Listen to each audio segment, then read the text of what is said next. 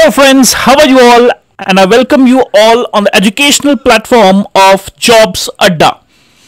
So जैसा कि आप सबको पता है कि that ministry of home affairs ने एक बहुत बम्पर वैकेंसीज को अनाउंस किया है and those vacancies they are in the intelligence bureau IB जिसको हम कहते हैं। तो उसमें बम्पर वैकेंसीज को गवर्नमेंट ने अनाउंस किया है, right. And the post is assistant central intelligence officer which stands for ACIO। So बहुत बम्पर वैकेंसी सरकार ने इस बार अनाउंस की है, राइट। और लगभग जो टोटल वैकेंसीज का नंबर है अभी that is around 3717 vacancies. 3717 vacancies को गवर्नमेंट ने अभी अनाउंस किया है। पोस्ट का नाम है assistant central intelligence officer, grade 2 executive cadre की ये आपकी जॉब रहेगी, राइट। और ये इंफॉर्मेशन जो आपका इंटेलिजेंस ब्यूरो है बेसिकली उसमें ये जॉब रहेगी जो कि मिनिस्ट्री ऑफ होम अफेयर्स के अंतर्गत, यानी ये जो आपका पेरेंट डिपार्टमेंट रहेगा that will be MHA, ministry of home affairs. So जो भी इस एप्लीकेंट्स इस एप्लीकेशन फॉर्म को भरेंगे, इस एग्जाम के लिए अप्लाई करेंगे, so you all have to apply at www.mha.gov.in। तो ये आपका ऑफिशियल वेबसाइट है MHA का, जहां पे आपको इस जॉब का पूरा एप्लीकेशन भी मिलेगा और आप कैसे इसमें आगे जाएंगे, कैसे अपना एप्लीकेशन फॉर्म फिल करेंगे, आप सब जानकारी यहां से प्राप्त कर सकते हैं। यहां पे भी मैं आपके साथ सारी जो ये जानकारी है साझा करूंगा, आपके साथ शेयर करूंगा, right. So one by one हम इसको डिस्कस करेंगे कि भाई IBACIO जो कि एक बहुत बड़ा इंपॉर्टेंट एग्जाम है, ये एग्जाम के लिए एलिजिबिलिटी क्या है, क्या एज लिमिट है, क्या आपको क्वालिफिकेशन चाहिए, किस प्रकार से एग्जाम होता है, कितने टीयर्स में ये एग्जाम होता है, तो उसको हम इस वीडियो में मैं आपके साथ आज डिस्कस करने जा रहा हूं। तो सबसे पहले जो मैं बात करूं इंटेलिजेंस ब्यूरो की, तो मैंने आपको अभी बताया कि जो इंटेलिजेंस ब्यूरो है यानी IB जो है ये मिनिस्ट्री ऑफ होम अफेयर्स के अंतर्गत आता है, यानी ये MHA के अंतर्गत ये आपकी जॉब आती है, राइट। सो ऑफिशियल नोटिफिकेशन इसका अनाउंस हुआ है। पहले एक शॉर्ट नोटिफिकेशन आया था बट अब एक फुल नोटिफिकेशन भी आउट हो चुका है, राइट।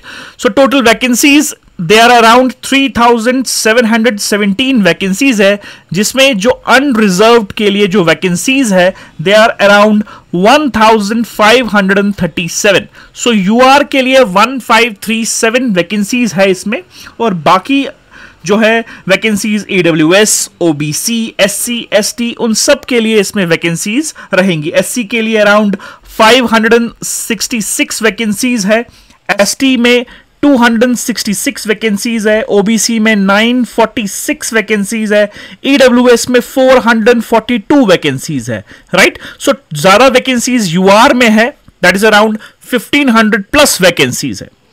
सो इस एग्जाम के लिए जो ऑनलाइन जो एप्लीकेशन प्रोसेस है वो भी स्टार्ट हो चुका है, राइट। सो 19 जुलाई से ये स्टार्ट हो चुका है, यानी आज के दिन से ही इसकी एप्लीकेशन प्रोसेस स्टार्ट हो गई है। And the application process it will continue till 10th August 2025, यानी जो लास्ट डेट है, जो आखिरी तारीख है इस एप्लीकेशन फॉर्म को फिल करने के लिए, इस एग्जाम के लिए, इस जॉब के लिए, वो 10 अगस्त 2025 रहने वाली है। सो जो भी आप में से जो भी एप्लीकेंट्स इस जॉब के लिए अप्लाई करना चाहते हैं they should do it quickly, क्योंकि एंड में क्या रहता है कि बहुत सारा बर्डन चला जाता है वेबसाइट के ऊपर, बहुत सारा इश्यूज हो जाते हैं जिस वजह से कभी आपकी एग्जाम फी पेमेंट करने में डिले हो जाता है या कोई एरर आ जाता है वेबसाइट में, क्योंकि बहुत ज्यादा जो एप्लीकेंट्स होते हैं वो बहुत लेट अप्लाई करते हैं इस वजह से। तो जो भी इस जॉब के लिए अप्लाई करना चाहता है, मेरी उसको एक सलाह रहेगी कि अगर आप भरना चाहते हैं फॉर्म तो स्टार्ट के दिनों में ही इस फॉर्म को फिल कर लीजिए, राइट। सो एप्लीकेशन फी की अगर मैं बात करूं कितनी एप्लीकेशन फी रहेगी, तो जनरल कैटेगरी OBC और EWS को के लिए इसमें 650 रुपीज आपको पे करने पड़ेंगे। For SC ST it's around 550, for female candidates it's also around 550। आप इसमें ऑनलाइन मोड से ही पेमेंट कर सकते हैं, अपने debit card, credit card, net banking, UPI। देखो UPI तो आजकल हम सब इस्तेमाल करते हैं, आप पेटीएम, गूगल पे, क्रेड, किसी भी UPI ऐप ऐप का इस्तेमाल करके इस एप्लीकेशन फॉर्म की फी को फिल कर सकते हैं, राइट। तो ये रही फी की बात। अब बात करते हैं कि एज लिमिट क्या है, हाँ, किस आयु तक का जो व्यक्ति है वो इस एग्जाम फॉर्म को फिल कर सकता है। सो जो मिनिमम एज है इस एग्जाम के लिए वो 18 वर्ष है, 18 years. So minimum is 18 years and the maximum age is 27 years. 27 साल की आयु तक का जो व्यक्ति है वो इस एग्जाम फॉर्म को फिल कर सकता है। अब एज रिलैक्सेशन भी इसमें है, and the age relaxation as per the government rules. अगर मैं गवर्नमेंट रूल्स की यहां पे बात करूं कि गवर्नमेंट रूल्स क्या कहते हैं कि भाई एज रिलैक्सेशन जो है वो किस किस व्यक्ति को यहां पे मिलेगी या किसको कौन इसको अवेल कर सकता है एज रिलैक्सेशन को।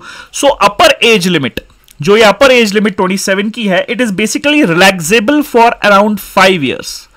5 साल के लिए अपर एज लिमिट जो है ये रिलैक्स रहती है for candidates who belong to SC and ST category. SC और एसटी कैटेगरी के जो एप्लीकेंट्स हैं उनको 5 साल का अपर एज रिलैक्सेशन मिलता है, यानी जो एससी एसटी के कैंडिडेट्स हैं वो अगर उनकी आयु 32 वर्ष तक है, राइट, तो वो ये फॉर्म फिल कर सकते हैं। सिमिलरली फॉर ओबीसी कैंडिडेट्स ये जो अपर एज लिमिट है it's relaxed for around 3 years.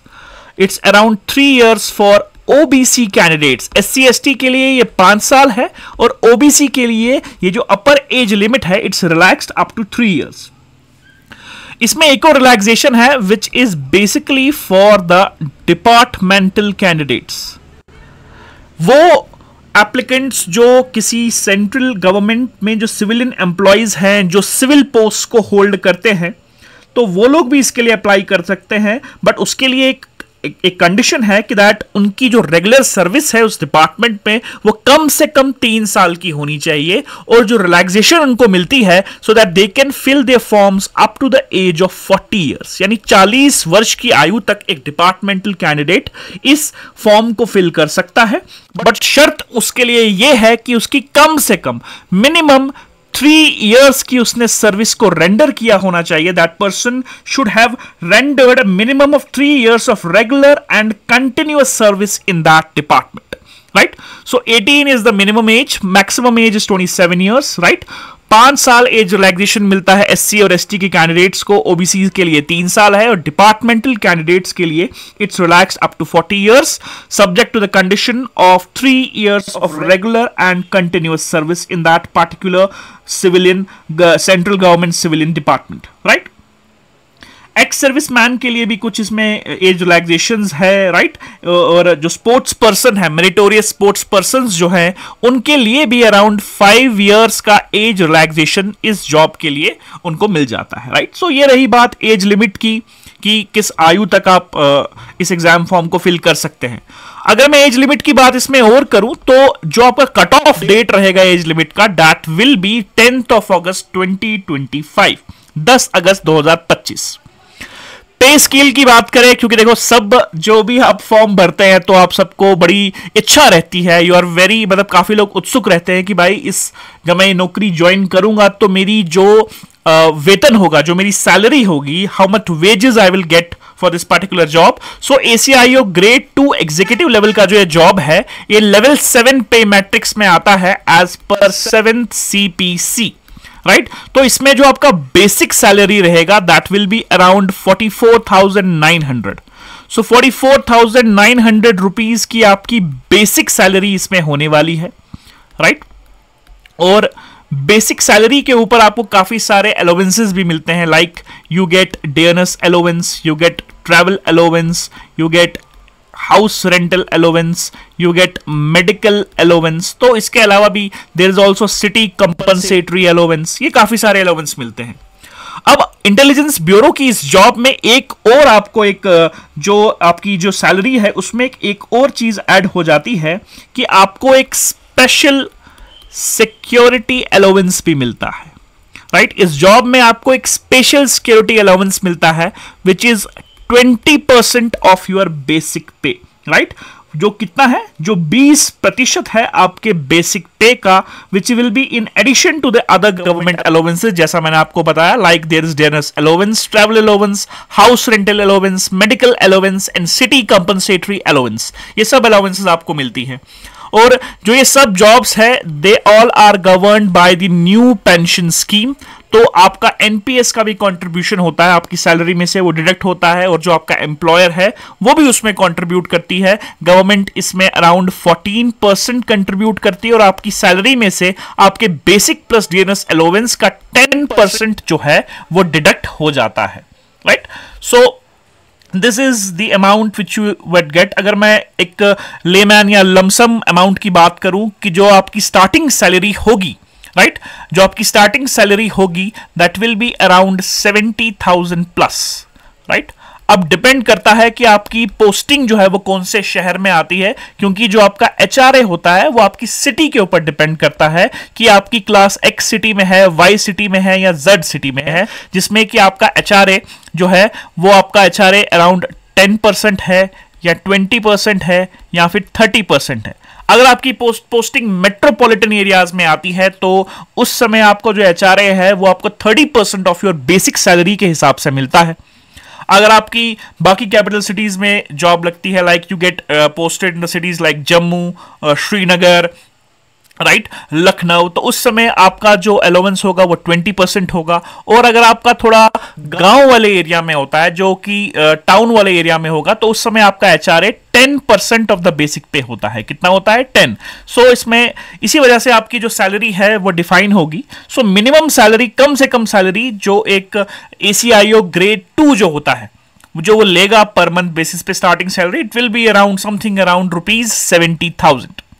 और ACIO जब आप कुछ सालों तक इस पद पे, जब आप इस पोस्ट पे जब आप काम करेंगे, तो later on you will get promoted to DCIO।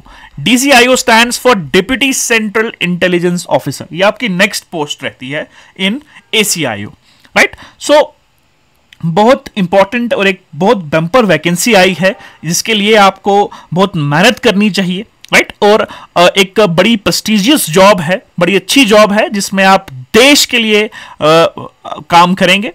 सो कुछ एक्सेप्शंस या कुछ इंपॉर्टेंट पॉइंट्स जो इस जॉब के लिए सबसे जरूरी है, वो सबसे बड़ी बात यह है कि जो ये सारी पोस्ट हैं आपकी ACIO की, these post are not suitable for persons with benchmark disabilities. यानी PWBD कैटेगरी के जो एप्लीकेंट्स हैं वो इस फॉर्म को फिल नहीं कर सकते हैं, सीधा सीधे उनके कहा गया है। जो वैकेंसीज यहां मेंशन की गई हैं, which are around 3,717, all these vacancies are provisional and they are liable to change. अब चेंज में ये वैकेंसीज बढ़ भी सकती है और कुछ इनमें कटौती भी की जा सकती है। There can also be reduction in the number of vacancies as well. जो आपकी एलिजिबिलिटी है in terms of your age, educational qualifications, your caste और कैटेगरी सर्टिफिकेट, ये क्लोजिंग डेट पे डिटरमाइन की जाती है। जब तभी मैंने आपको कहा कि जो आपका डेट रहेगा दैट इज 10 अगस्त 2025, जो आपका ये डेट है, ये डेट बड़ा इंपॉर्टेंट है। आपकी जो भी एजुकेशनल क्वालिफिकेशन होनी चाहिए वो इस डेट से पहले की होनी चाहिए। मतलब अगर आपका रिजल्ट अभी पेंडिंग है तो that result has to be declared before the 10th of August 2025, वरना आपका कैंडिडेचर लेटर ऑन स्टेजेस में कैंसिल किया जा सकता है। अगर मैं परफॉर्मेंस की बात करूं, जो आपका टोटल जो वैल्यू आएगा, मेरिट जब कैलकुलेट होगा, तो कंबाइंड परफॉर्मेंस आपकी टियर 1 एग्जाम, टियर 2, टियर 3, जिसको हम लोग इंटरव्यू भी कहते हैं, तो जो आपका तीनों स्टेज का ये एग्जाम है, तो तीनों स्टेजेस की आपकी परफॉर्मेंस को देखा जाएगा। एक जो कंबाइंड परफॉर्मेंस आपकी होगी, उसी के ऊपर आपका मेरिट लिस्ट जो है वो बेस किया जाता है, राइट। सो ये कुछ पॉइंट्स थे इस वैकेंसी के बारे में। अगर हम इस पोस्ट की सिलेक्शन प्रोसेस के बारे में बात करें, तो जैसा कि मैंने आपको अभी बोला, ये एक 3 टियर प्रोसेस है। तो 3 भागों में या 3 फेजेस में एग्जाम कंडक्ट किया जाता है, और एक एप्लीकेंट को, एक कैंडिडेट को तीनों जो टियर्स हैं उनको क्वालिफाई करना है। जब आप टियर 1 क्वालिफाई करेंगे तभी आप अगले स्टेज में, अगले टियर में एडवांस करेंगे, पहुंचेंगे। सो जो टियर 1 का एग्जाम है वो एक ऑब्जेक्टिव टाइप रिटन एग्जाम है, जिसमें टोटल मार्क्स आपके 100 हैं, और आपको 60 मिनट्स का टाइम, यानी 1 घंटे का टाइम आपको दिया जाता है इन क्वेश्चंस को सॉल्व करने के लिए। टीयर 2 में भी आपको 60 मिनट्स ही मिलते हैं, बट ये एक ऑब्जेक्टिव एग्जाम नहीं होता, ये एक डिस्क्रिप्टिव एग्जाम होता है। ये आपको, जैसे आप अपने आंसर्स लिखते हैं अपने 10th क्लास में, 12th क्लास में आपने लिखे रहेंगे, या आपने ग्रेजुएशन में अपने आंसर्स आपने लिखे रहेंगे, तो वैसे ही आंसर्स आप लिखेंगे। और लेटर ऑन थर्ड जो आपका टीयर है, that is the personal interview, that is the pi round. जो बेसिक क्वालिफिकेशन आपको ये चाहिए इस एग्जाम, एक किसी भी कैंडिडेट के पास ग्रेजुएशन एक बेसिक डिग्री है। अब आप ग्रेजुएशन से समझ सकते हैं कि अगर आप बीएससी हैं, अगर आपने बीए की डिग्री ली है, राइट, आपने बीटेक किया है, बीई किया है, राइट, तो आप सब एलिजिबल है। इवन अगर आपके पास मास्टर्स डिग्री भी है तो भी आप इस एग्जाम के लिए एलिजिबल है। टीयर 1 एग्जाम पैटर्न की अगर मैं बात करूं तो जैसा आप देख सकते हैं, राइट, तो डिफरेंट सेक्शंस होंगे इस एग्जाम में, राइट। टीयर 1 में आपका सबसे पहला सेक्शन रहेगा करंट अफेयर्स का, जिसमें आपको दुनिया और देश में क्या चल रहा है उसके ऊपर आपको सवाल पूछे जाएंगे, आपसे क्वेश्चंस पूछे जाएंगे। जनरल स्टडीज से आपको 20 क्वेश्चंस आएंगे। General studies it will basically comprise questions from history, geography, polity, economy of the country. Then there is numerical aptitude, reasoning and logical aptitude and English. तो ये 5 कंपोनेंट है आपके। These are the 5 components जहां से आपको around 100 questions जो है आपसे पूछे जाएंगे। मार्क्स 100 होगा और सिर्फ 60 मिनट्स आपको मिलेंगे इन 100 क्वेश्चंस को सॉल्व करने के लिए। नेगेटिव मार्किंग जो होगी दैट विल बी 0.25 मार्क्स, यानी 1/4 of the marks which are assigned to a particular questions they will be deducted अगर आपने रॉन्ग मार्क किया होगा। जो भी व्यक्ति टीयर 1 में क्वालिफाई होगा, that person will now approach और he will advance to the tier 2 exam. Tier 2 exam जो है, ये एग्जाम एक डिस्क्रिप्टिव एग्जाम है, राइट। तो यहां पे आपके राइटिंग स्किल्स को देखा जाएगा कि आप कितना अच्छा लिख पाते हैं बेसिकली। तो यहां आपको एक एस्से लिखना होगा विच will be around of 20 marks. एक इंग्लिश कॉम्प्रहेंशन आपको दिया जाएगा जिसके बाद कुछ क्वेश्चंस आपको सॉल्व करने पड़ेंगे, like your unseen passages, right. तो वो 10 मार्क्स का रहेगा। और 2 लॉन्ग आंसर क्वेश्चंस आपको लिखने पड़ेंगे 20 मार्क्स के। जो लॉन्ग आंसर क्वेश्चंस हैं वो बेसिकली करंट अफेयर्स से, सोशो पॉलिटिकल इकोनॉमिक इश्यूज जो आजकल हमारे देश में चल रहे हैं या विदेश में चल रहे हैं, तो उनमें से कोई भी 2 सवाल आपसे पूछे जाएंगे। सो टोटल 50 मार्क्स का आपका डिस्क्रिप्टिव एग्जाम रहेगा। इसके लिए भी आपको 60 मिनट्स 1 आवर का टाइम दिया जाएगा, राइट। सो यहां राइटिंग स्किल्स आपके टेस्ट होंगे, आपके कॉम्प्रिहेंशन स्किल्स आपके टेस्ट होंगे, और जो करंट इश्यूज जो चल रहे हैं देश विदेश में, आपकी कितनी अवेयरनेस है इन इश्यूज के बारे में, इन सब चीजों को बेसिकली यहां पे टेस्ट किया जाएगा। कहां पे? In your tier 2 exam for the ACIO, right. So if you qualify, मैं चाहूंगा कि जो भी स्टूडेंट्स पढ़ रहे हैं, राइट, वो सब इस एग्जाम को क्वालिफाई करें। और टीयर 3 तक अगर आप जाते हैं तो टीयर 3 बेसिकली जो कैंडिडेट्स टीयर 1 और टीयर 2 को क्वालिफाई कर लेते हैं, उन्हें ही final round tier 3 personal interview के लिए बुलाया जाता है।